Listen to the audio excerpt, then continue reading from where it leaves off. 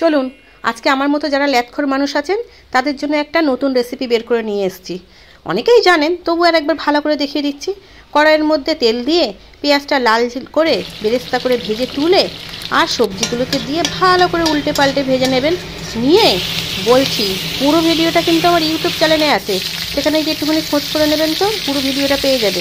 তারপর যা কিছু ফোড়ন দেওয়া দিয়ে চিকেনটাকে দিয়ে ভালো করে কষিয়ে টষিয়ে নিয়ে বাড়িতে যা চাল আছে সেটা ঝপ করে ঢেলে দেবেন। দিয়ে তার মধ্যে জল দেবেন পরিমাণ মতো। হয়ে গেলে একটুখানি গরম মশলা, কাঁচা লঙ্কা, তারপর চিনি, ঘি সমস্তটা ছড়িয়ে দিয়ে ওই অসভ্য নামের যে পাতাটা আছে সেটা একটু বেশি করে ভরে ভরে দিয়ে দেবেন। দিয়ে কাঁচা লঙ্কা দেবেন। কাঁচা লঙ্কার কথা বলেছি না, আবারও একবার বলে দিলাম। তাহলে সেটা দেয়া হয়ে গেলে দেখবেন আপনার ঝরঝরে ভেজিটেবিল উইথ চিকেন দিয়ে পোলাও রেডি হয়ে গিয়েছে। এইবার নিন আর বসে পড়ুন খাওয়ার জন্য। কেমন হয়েছে কিন্তু বলবেন, ঠিক আছে?